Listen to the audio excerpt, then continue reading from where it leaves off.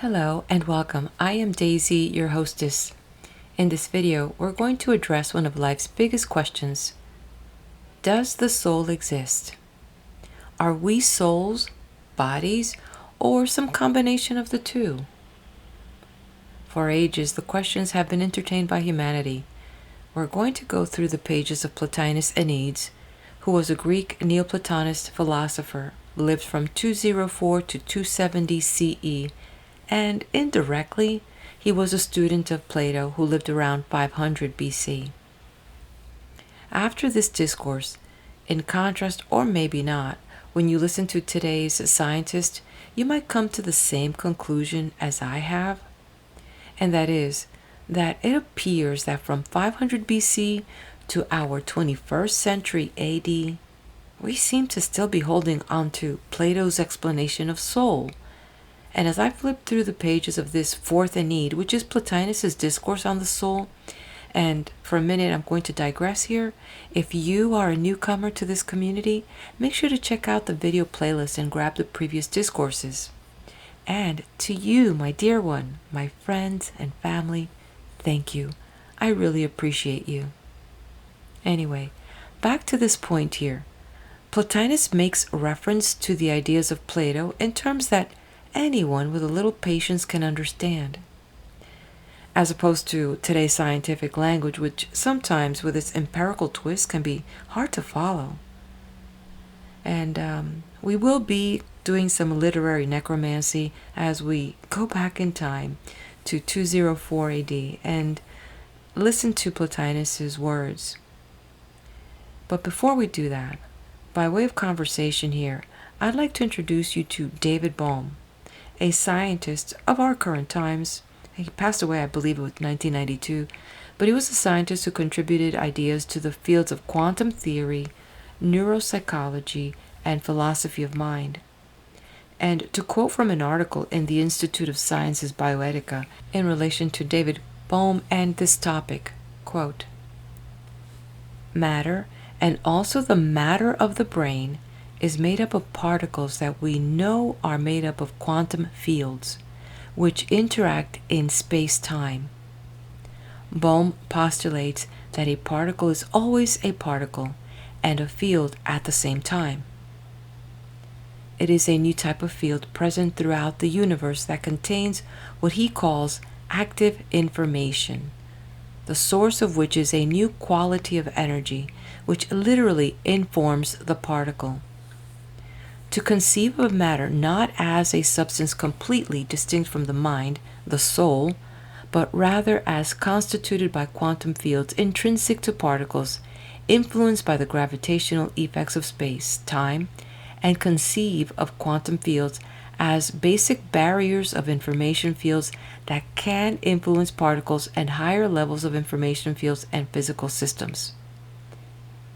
Consciousness emerges as an infinite sequence of quantum potentials at successive levels, each of which controls the one below. This constitutes an explanation of the mind-brain relationship that determines free and conscious rational choice and satisfies experimental observations that point to a mind or soul outside the field of classical physics." End quote.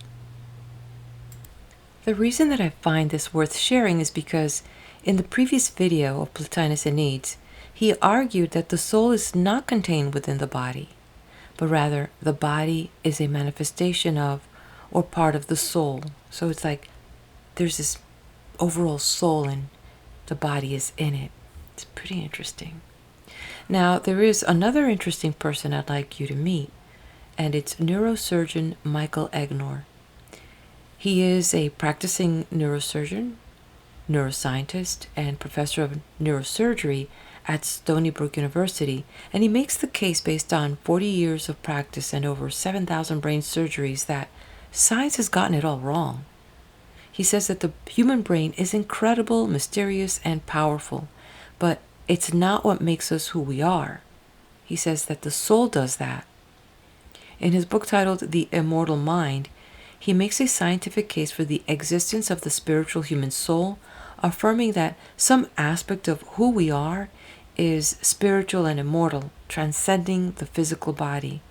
And he uses science and proves the existence of the human soul and that spiritual component of the human soul, which is by its nature immaterial and immortal, is what survives when a human body dies. So we have these modern scientists and these classical philosophers, and it's like the future has finally caught up with the past.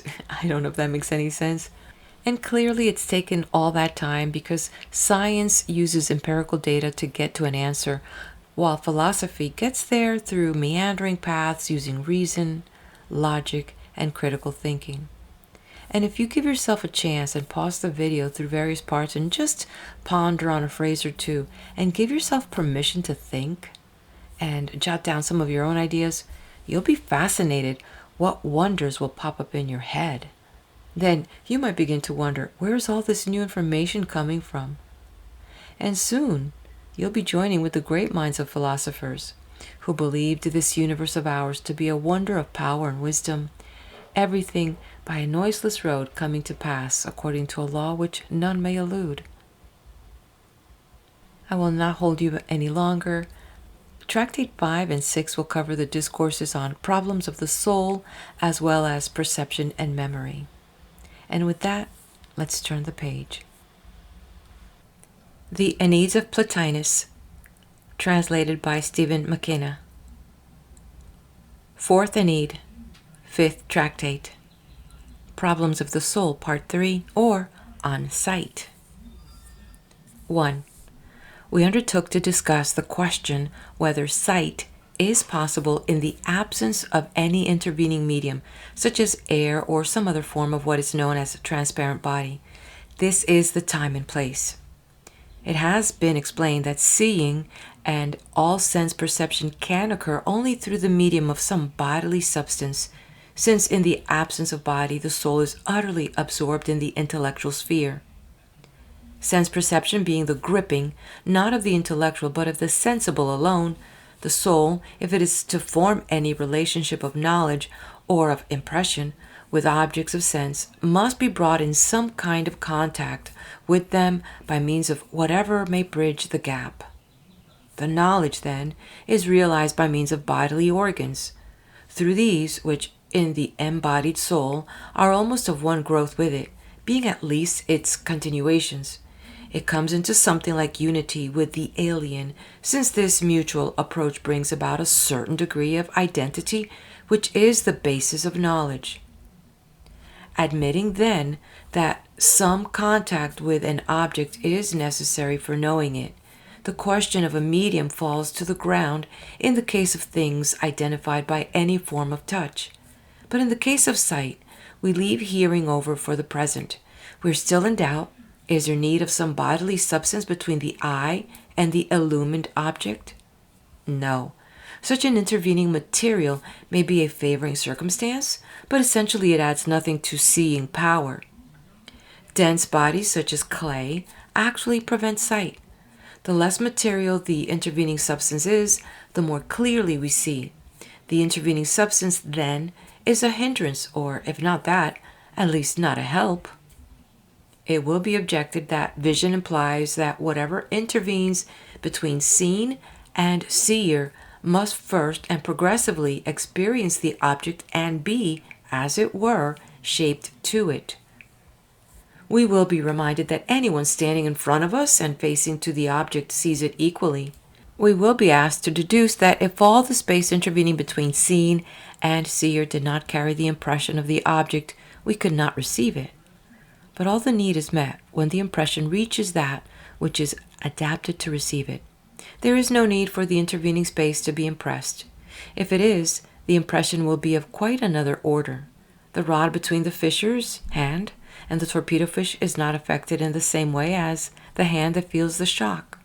And yet there too, if rod and line did not intervene, the hand would not be affected, though even that may be questioned, since after all the fisherman, we are told, is numbed if the torpedo merely lies in his net. The whole matter seems to bring us back to that sympathy of which we have treated. If a certain thing is of a nature to be sympathetically affected by another in virtue of some similitude between them, then anything intervening, not sharing in that similitude, will not be affected, or at least not similarly. If this be so, anything naturally disposed to be affected will take the impression more vividly in the absence of intervening substance, even of some substance capable itself of being affected. 2. If sight depends upon the linking of the light of vision with the light leading progressively to the illuminated object, then by the very hypothesis one intervening substance, the light, is indispensable. But if the illuminated body, which is the object of vision, serves as an agent operating certain changes, some such change might very well impinge immediately upon the eye, requiring no medium. This all the more since, as things are, the intervening substance, which actually does exist, is in some degree changed at the point of contact with the eye, and so cannot be in itself a requisite to vision. Those who have made vision a forthgoing act, and not an incoming from the object, need not postulate an intervening substance, unless, indeed, to provide against the ray from the eye failing on its path. But this is a ray of light, and light flies straight. Those who make vision depend upon resistance are obliged to postulate an intervening substance, unless, indeed, to provide against the ray from the eye failing on its path, but this is a ray of light, and light flies straight. Those who make vision depend upon resistance are obliged to postulate an intervening substance.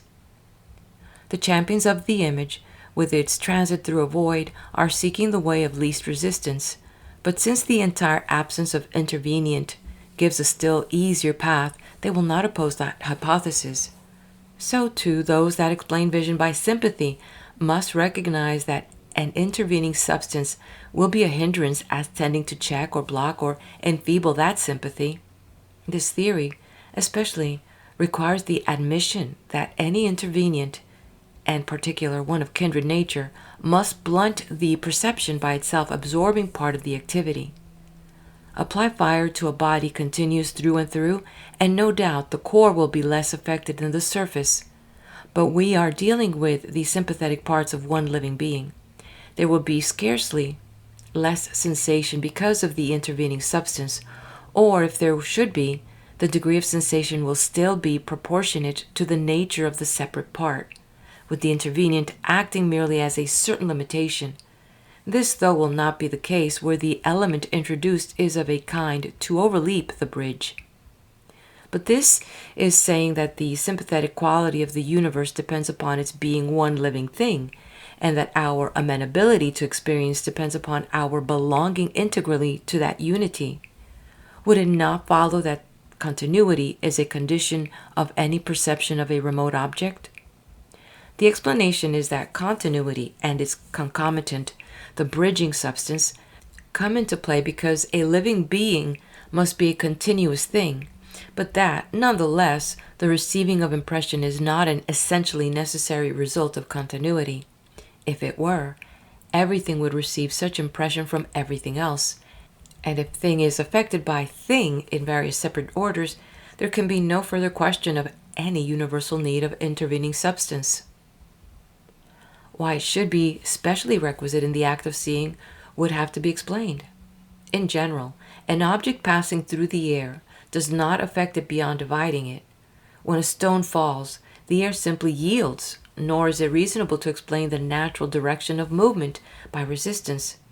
So to do so would bring us to the absurdity that resistance accounts for the upward movement of fire, which, on the contrary, overcomes the resistance of the air by its own essentially quick energy. If we are told that the resistance is brought more swiftly into play by the very swiftness of the ascending body, that would be a mere accidental circumstance, not a cause of the upward motion. In trees, the upthrust from the root depends on no such external propulsion. We too, in our movements, cleave the air, and are in no wise forwarded by its resistance. It simply flows in from behind to fill the void we make. In the severance of the air by such bodies leaves it unaffected, why must there be any severance before the images of sight can reach us? And further, once we reject the theory that these images reach us by way of some outstreaming from the objects seen, there's no reason to think of the air being affected and passing on to us in a progression of impression what has been impressed upon itself.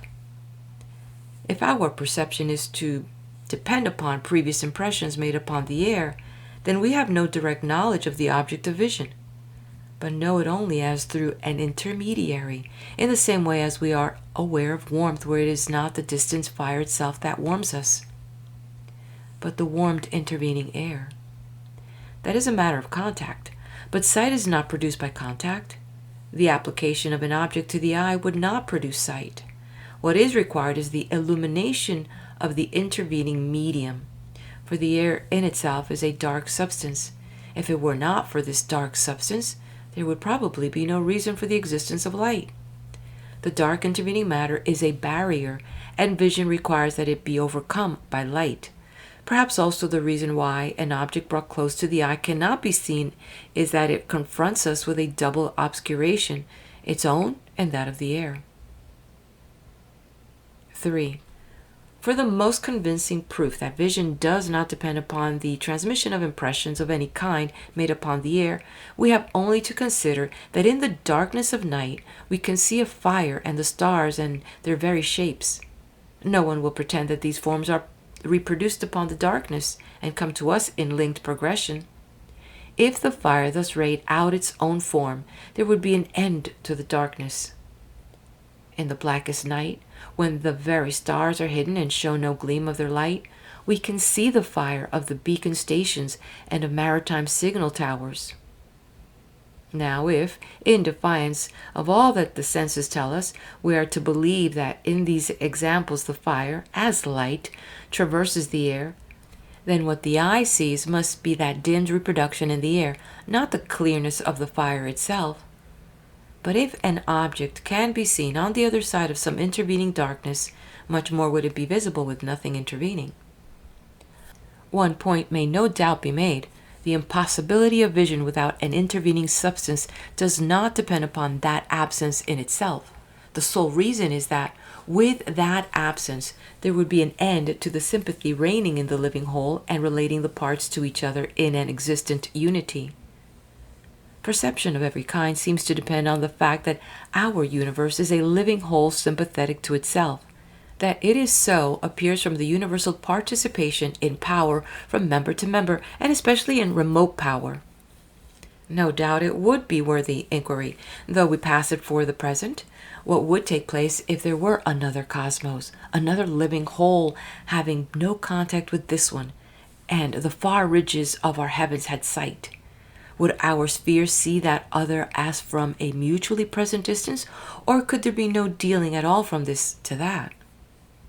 To return, there is a further consideration showing that sight is not brought about by this alleged modification of the intervenient. Any modification of the air substance would necessarily be corporeal. There must be such an impression as is made upon sealing wax. But this would require that each part of the object of vision be impressed on some corresponding portion of the intervenient. The intervenient, however, in actual contact with the eye would be just that portion whose dimensions the pupil is capable of receiving. But as a matter of fact, the entire object appears before the pupil, and it is seen entire by all within that airspace for a great extent, in front, sideways, close at hand, from the back, as long as the line of vision is not blocked. This shows that any given portion of the air contains the object of vision. In face, view, so to speak, and at once, we are confronted by no merely corporeal phenomena. The facts are explicable only as depending upon the greater laws, the spiritual, of a living being, one and self-sensitive. 4.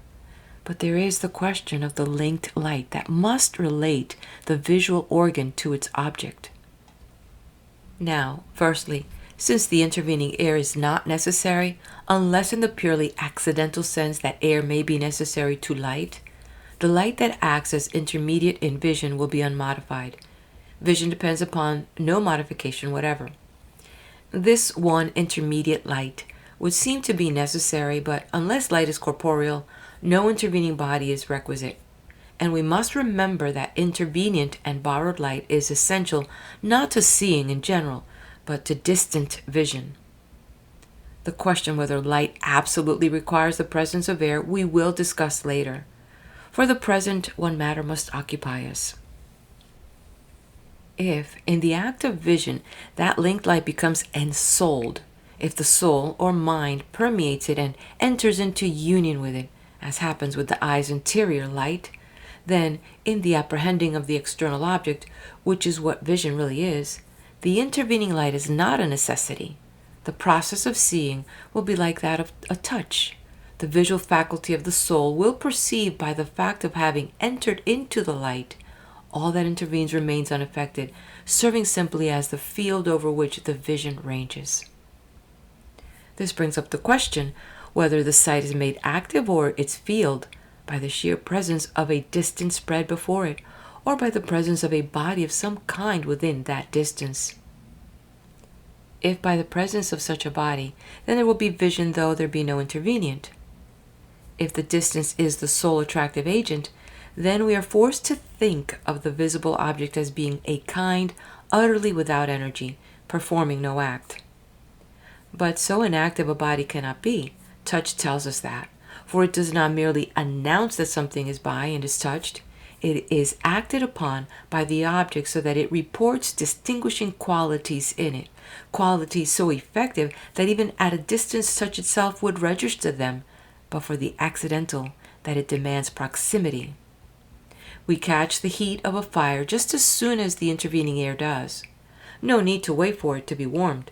The denser body, in fact, takes in more warmth than the air has to give. In other words, the air transmits the heat, but is not the source of our warmth. When, on the one side, that of the object, there is the power in any degree of an outgoing act, and on the other, that of the sight, the capability of being acted upon, surely the object needs no medium through which to be effective upon what it is fully equipped to effect. This would be needing not a help, but a hindrance. Or again, consider the dawn. There is no need that the light first flood the air and then come to us. The event is simultaneous to both. Often, in fact, we see in the distance when the light is not as yet round our eyes at all, but very far off, before, that is, the air has been acted upon. Here we have vision without any modified intervenient, vision before the organ has received the light with which it is to be linked. It is difficult to reconcile with this theory the fact of seeing stars or any fire by night. If, as by the theory of an intervenient, the percipient mind or soul remains within itself and needs the light only as one might need a stick in the hand to touch something at a distance, then the perception will be a sort of tussle. The light must be conceived as something thrusting, something aimed at a mark, and similarly the object, considered as an illuminated thing, must be conceived to be resistant. For this is the normal process in the case of contact by the agency of an intervenient. Besides, even on this explanation, the mind must have previously been in contact with the object in the entire absence of intervenient. Only if that has happened could contact through an intervenient bring knowledge, a knowledge by way of memory, and even more emphatically, by way of reasoned comparison, ending in identification. But this process of memory and comparison is excluded by the theory of first knowledge through the agency of a medium. Finally, we may be told that the impinging light is modified by the thing to be seen and so becomes able to present something perceptible before the visual organ. But this simply brings us back to the theory of an intervenient changed midway by the object, an explanation whose difficulties we have already indicated. 5. But some doubt arises when we consider the phenomena of hearing. Perhaps we are to understand the process thus. The air is modified by the first movement. Layer by layer, it is successively acted upon by the object causing the sound. It finally impinges in that modified form upon the sense. the entire progression being governed by the fact that all the air from starting point to hearing point is similarly affected. Perhaps, on the other hand, the intervenient is modified only by the accident of its midway position, so that, failing any intervenient, whatsoever sound two bodies in clash might make would impinge without medium upon our sense. Still, air is necessary.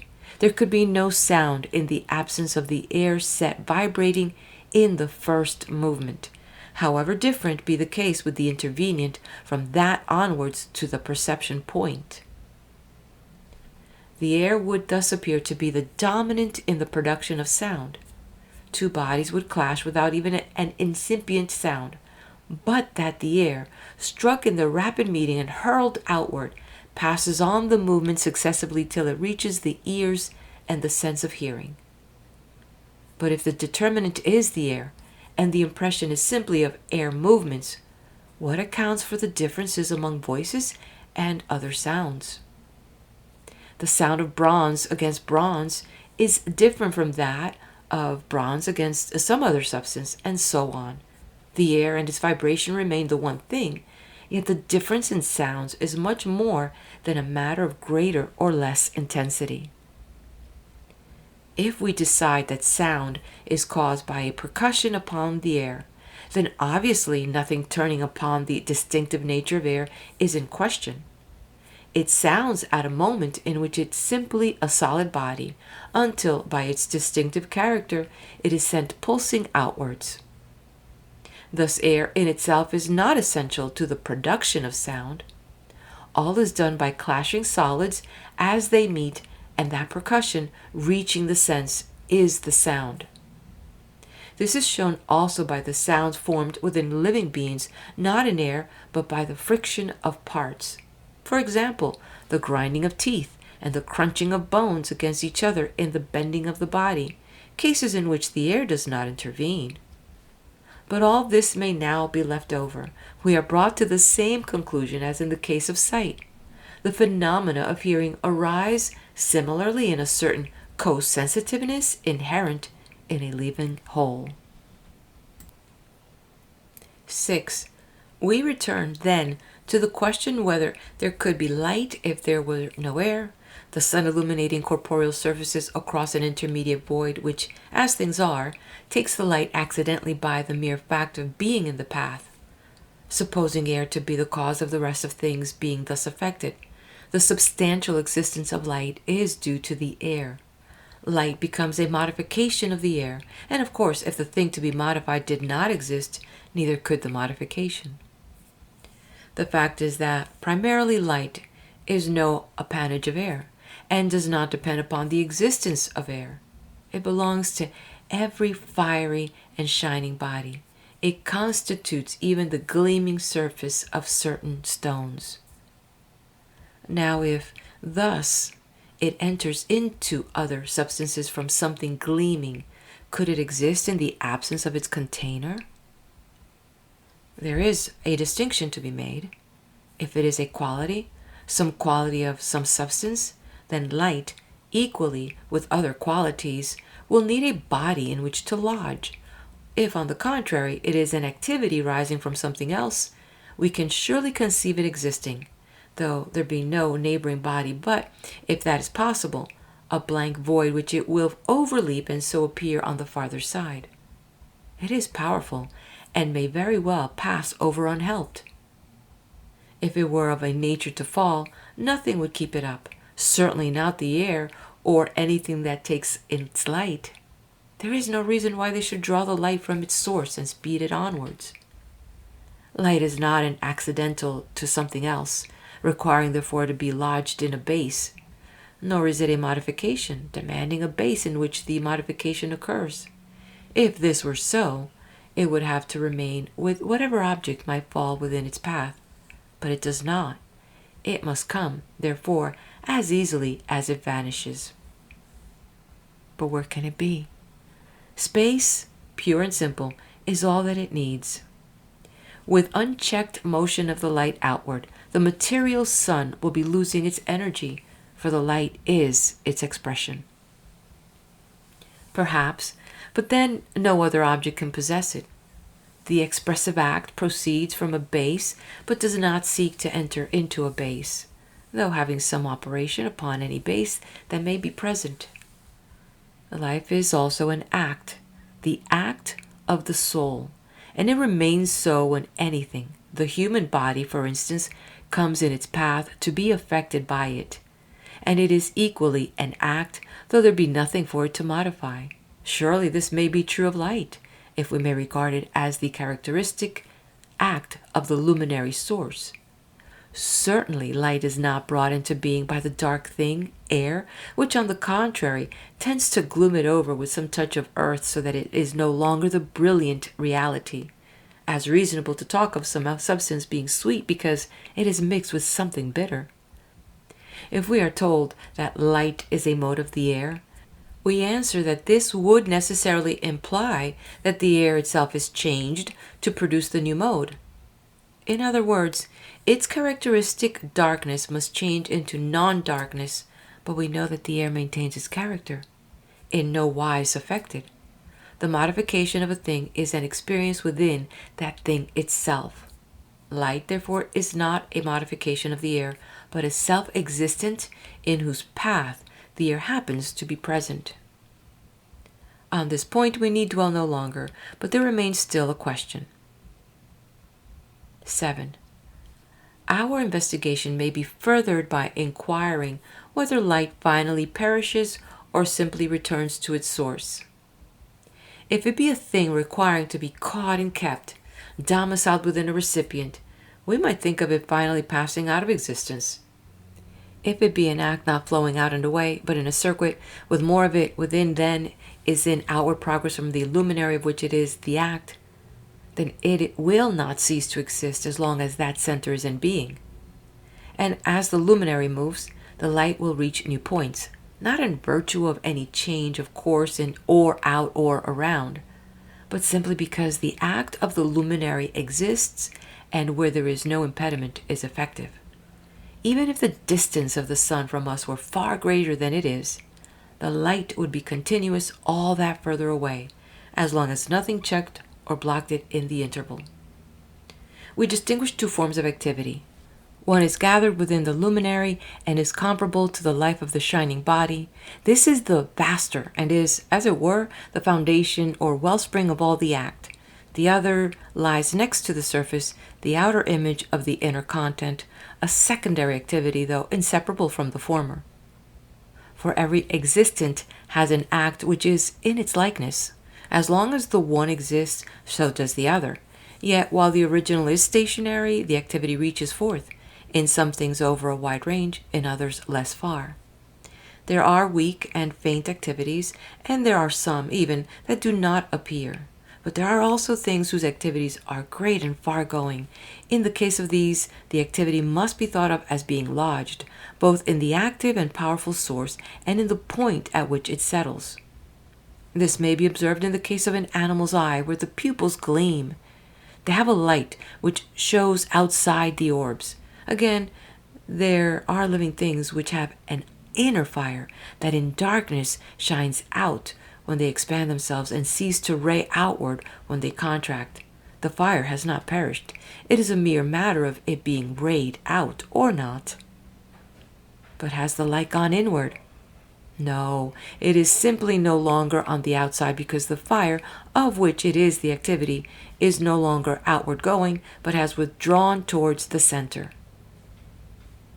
But surely the light has gone inward too?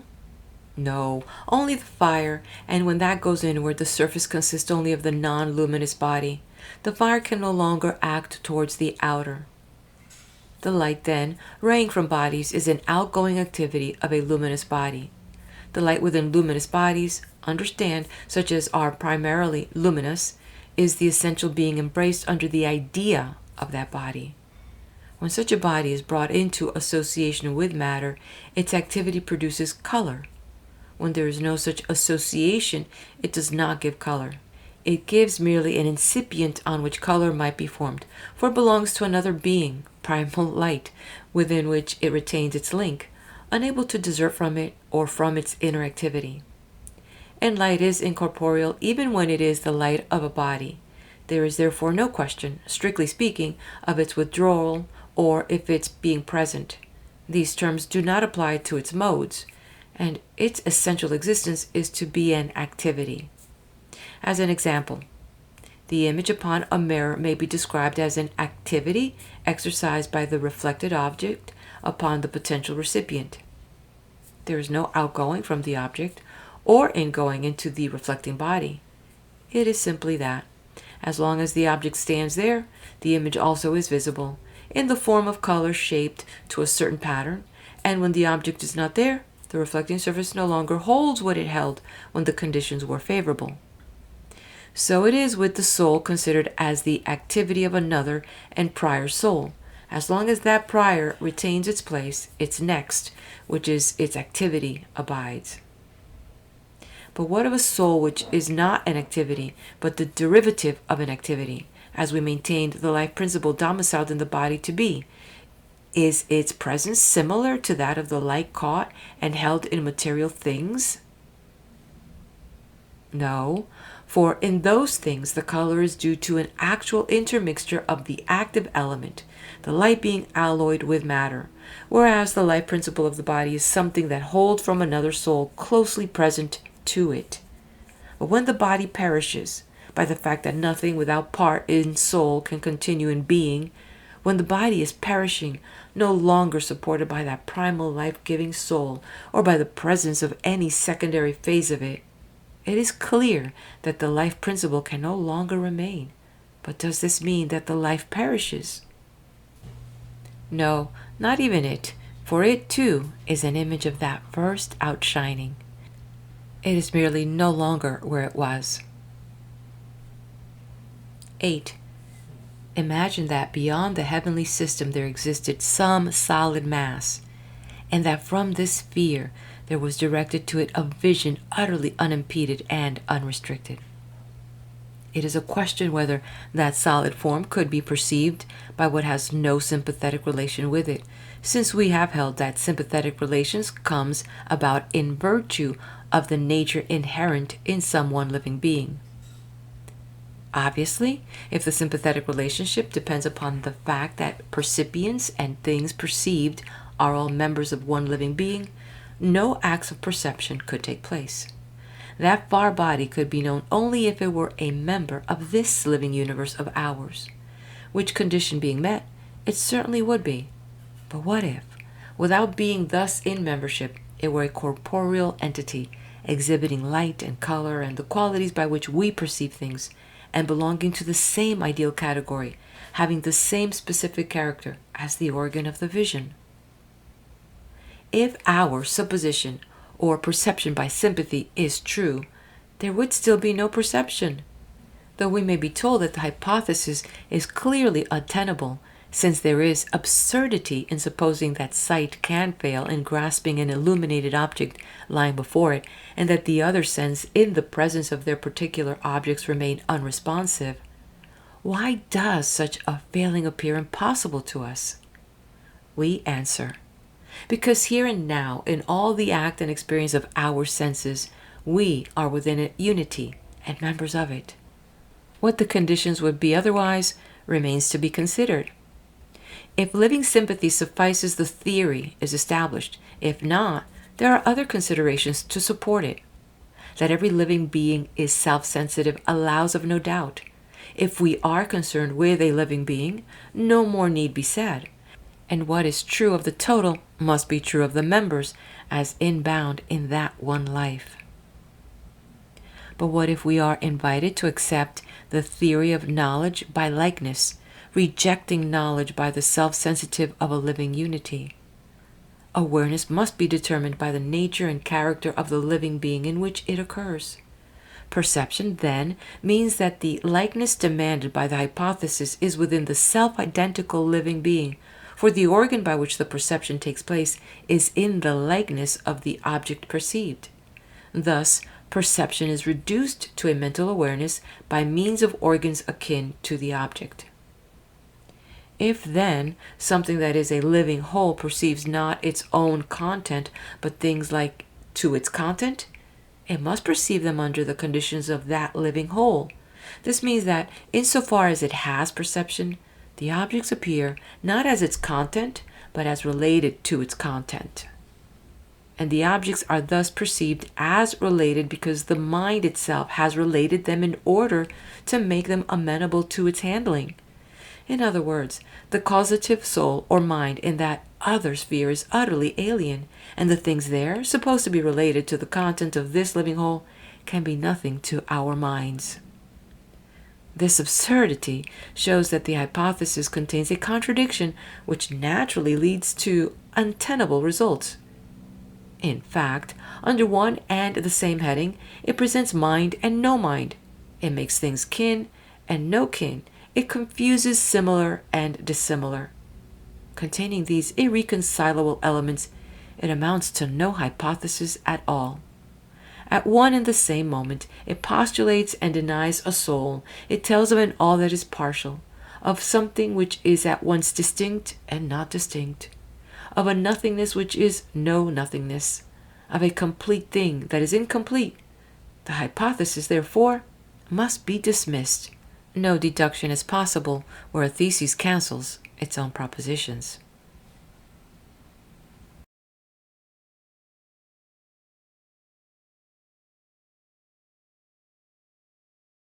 The Enneads of Plotinus, Fourth Ennead, Sixth Tractate, Perception and Memory.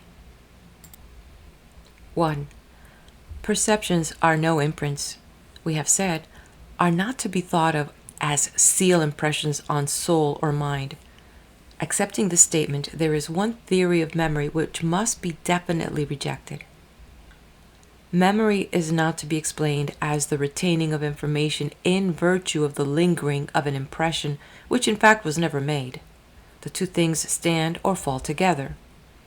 Either an impression is made upon the mind and lingers when there is remembrance, or, denying the impression, we cannot hold that memory is its lingering. Since we reject equally the impression and the retention, we are obliged to seek for another explanation of perception and memory. One excluding the notions that the sensible object striking upon soul or mind makes a mark upon it, and that the retention of this mark is memory. If we study what occurs in the case of the most vivid form of perception, we can transfer our results to the other cases, and so solve our problem. In any perception we attain by sight, the object is grasped there where it lies in the direct line of vision. It is there that we attack it. There, then, the perception is formed. The mind looks outward.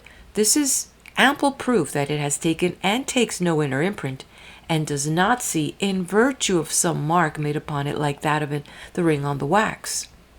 It need not look outward at all if, even as it looked, it already held the image of the object, seeing by virtue of an impression made upon itself. It includes with the object the interval, for it tells at what distance the vision takes place. How could it see as outlying an impression within itself, separated by no interval from itself? Then the point of magnitude. How could the mind, on this hypothesis, define the external size of the object or perceive that it has any? The magnitude of the sky, for instance, whose stamped imprint would be too vast for it to contain.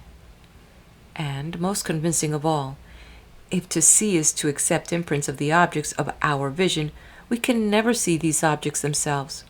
We see only vestiges they leave within us, shadows. The things themselves would be very different from our vision of them. And for a conclusive consideration, we cannot see if the living object is in contact with the eye. We must look from a certain distance. This must be more applicable to the mind. Supposing the mind to be stamped with an imprint of the object, it could not grasp as an object of vision what is stamped upon itself. For vision demands a duality of seeing and seeing.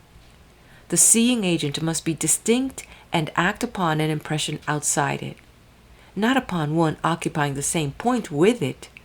Sight can deal only with an object not inset but outlying. 2. But if perception does not go by impression, what is the process? The mind affirms something not contained within it. This is precisely the characteristic of a power, not to accept impression, but, within its allotted sphere, to act. Besides, the very condition of the mind being able to exercise discrimination upon what it is to see and hear is not, of course, that these objects be equally impressions made upon it. On the contrary, there must be no impressions, nothing to which the mind is passive. There can be only acts of that in which the objects become known.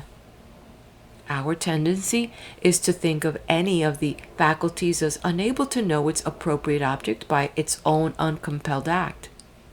To us, it seems to submit to its environment rather than simply to perceive it, though in reality it is the master, not the victim. As with sight, so with hearing. It is the air which takes the impression, a kind of articulated stroke which may be compared to letters traced upon it by the object causing the sound. But it belongs to the faculty and the sole essence to read the imprints thus appearing before it as they reach the point at which they become matter of its knowledge.